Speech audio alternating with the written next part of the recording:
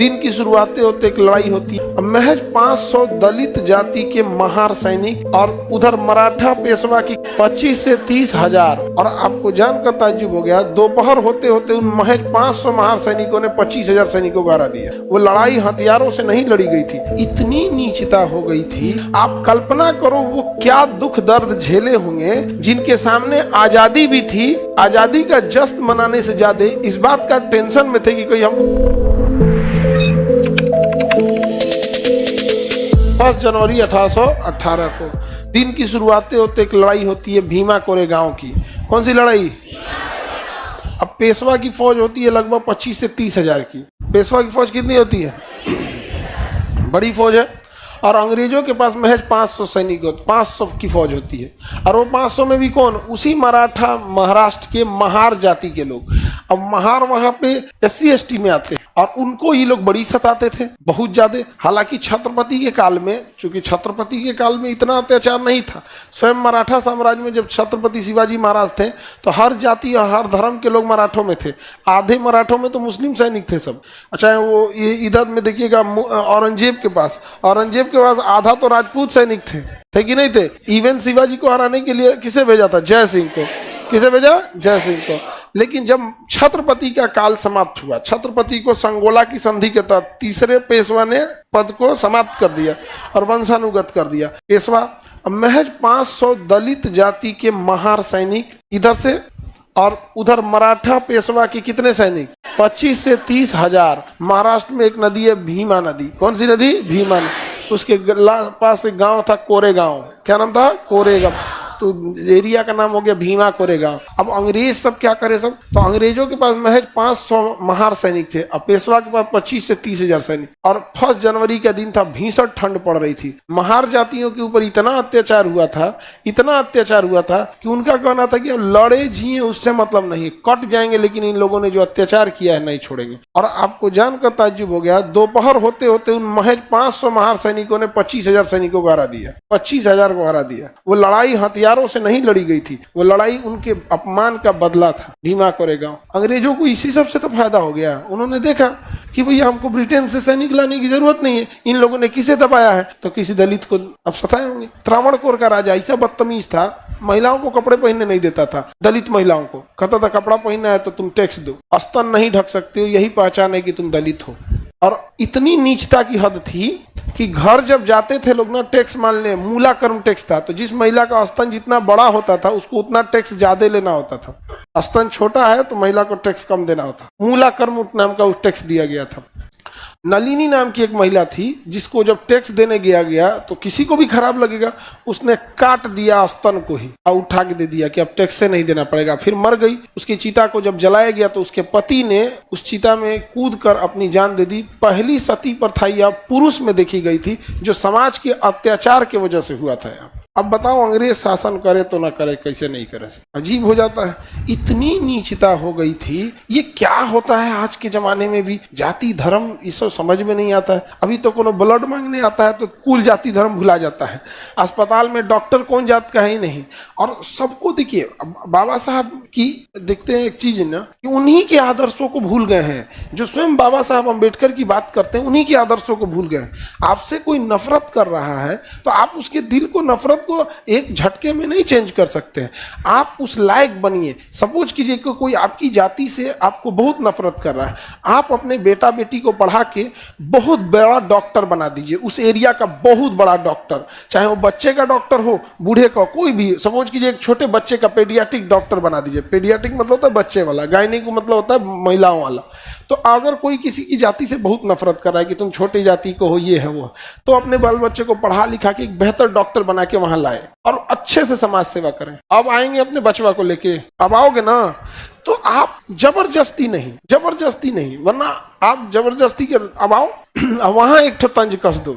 बच्चा आपका सीरियस है, आप अनुमति दे तो हम छू सकते हैं। हालांकि हमको तो आप लोग क्या मानते हैं अछूत। वो होता है एक साइलेंट तमाचा। नहीं समझ में आ गया? हालांकि कई बार ऐसा होता है कि आप एक ही से सबको नाप देते हैं। उस समय जिन्होंने गलतियां किया, उस समय की गलती की सजा आज भी हम देखते हैं। तो इतिहास जो पढ़ेंगे ना, आज कोई बड़े जाति का है, फॉरवर्ड जाति का, तो उसको लोग कहते हैं तोरा पूर्वज ऐसे किया। अरे भाई वो थोड़े किया, आपको जरूरी थोड़ा कि उसी का पूर्वज था। हाँ, अब सब जना को पूर्वज महाराणा प्रताप जैसे नहीं ना थे। अरे भाई किसी के तो जयचंद भी रहे होंगे। अब सबको जिनको नाम के आगे सिंह लिखा है, आप सबको महाराणा प्रताप नहीं ना समझ सकते भाई। वो जयचंद भी तो उसी में का था। तो कितना धोखा दिया पृथ्वीराज चौहान को। तो सामाजिक ताना बाना अजीब टाइप का हो गया है। और जब आप पढ़ाई लिखाई नहीं कीजिएगा, ये सब नहीं करेंगे, तब तो पीछे ही रह जाएंगे। नहीं समझे? महिला जो होती हैं लोग, आप महिला लोग को जब जॉब हो जाता है, तो महिला लोग को जिस दिन जॉब हो जाएगा उसी दिन ना, जो पुरुष बार बार कहते हैं महिलाओं को घर में रहना चाहिए, ये रहना चाहिए, तब महिला सब अगर जॉब हो गया, मान के चलो तुम एसपी बन गई और उसके बाद कहीं कुछ हत्याकांड हुआ, तब जाके कहो कि महिला है, हमसे एफआईआर लिखाइएगा कि यूँ कहिएगा कि हम जब आपका ट्रांसफर हो जाएगा तब लिखवाएंगे। या तो हम महिला हैं, एक्सेप्ट कर लीजिए कि हम जांच करेंगे और हत्यारों को हम सजा तक ले जाएंगे, और नहीं तो इंतजार कीजिए कि आप तो महिलाओं की पढ़ाई का विरोध किए थे, हमारा ट्रांसफर हो जाएगा तब। तो अपने आप को उस जगह पे ले जाया जाता। नहीं समझे? ऐसा नहीं है कि अभी आप लोग को जो विद्यार्थी होता है, यंग पीढ़ी होती है, इनमें एक खराबी होती है, इमोशन बड़ी जल्दी होते हैं। ये देख लेंगे और चौत्रावणकोर में ऐसा हुआ था, बहुत गलत हुआ था। अरे गधों, अभी जो तुम्हारे सामने गलत हो रहा है उसको सुधार के दिखाओ ना।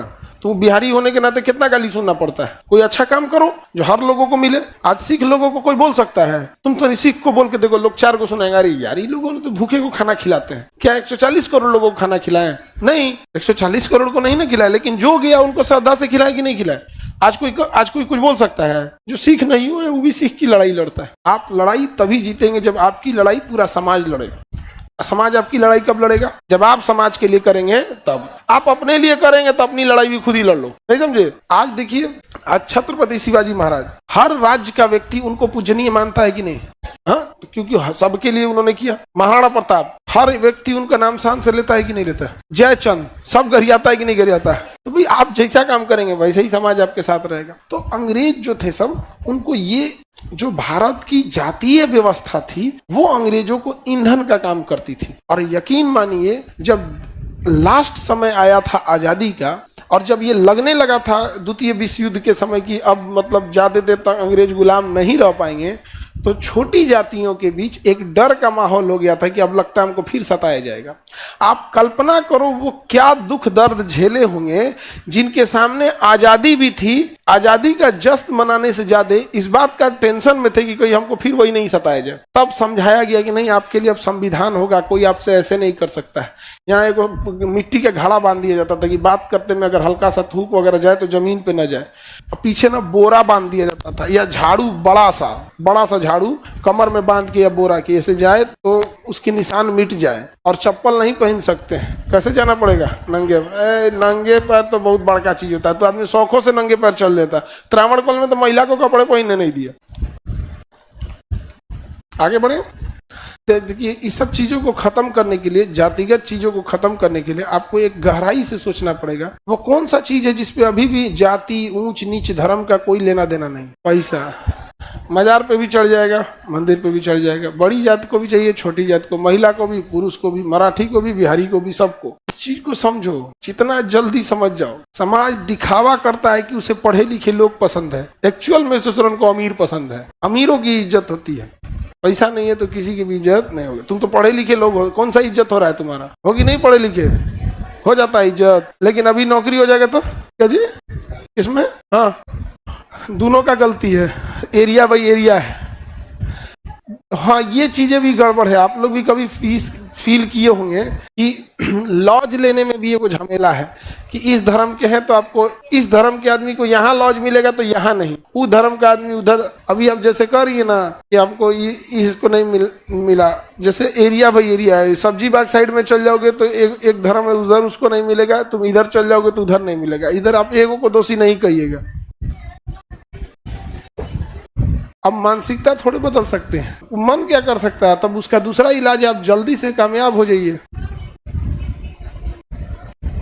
तुम्हारा अपने लॉज में तो उसमें अभी कुछ नहीं कर सकती। जहर का घोट पियो, पढ़ाई में मन नहीं लगे तो ये बात सोच के फिर मन लगा के, अच्छा पढ़ लिख लो तो इसी पटना के डीएम बन के आओ, समझा गया? फिर उसी लॉज में जाओ।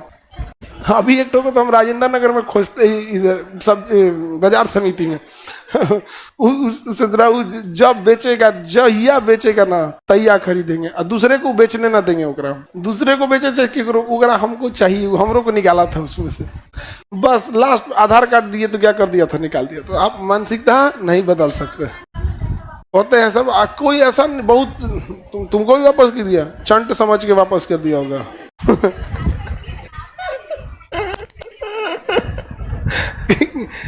होता है, कभी कभी हो जाता है ये सब चीज। देखो इस सब से ना मेंटली इतना, इस सब चीजों से कभी मेंटली मत टूटिएगा, बल्कि मेहनत करके और जल्दी कामयाब होइएगा। क्योंकि अगर आप कामयाब नहीं हो पाए ना, तो आपको आज एक मकान मालिक से ऐसे सुनने को मिला, कल फिर किसी दूसरे से मिलेगा। ये चीजें आप चेंज नहीं कर सकते, इसलिए जितना जल्दी कामयाब हो उतना जल्दी हो।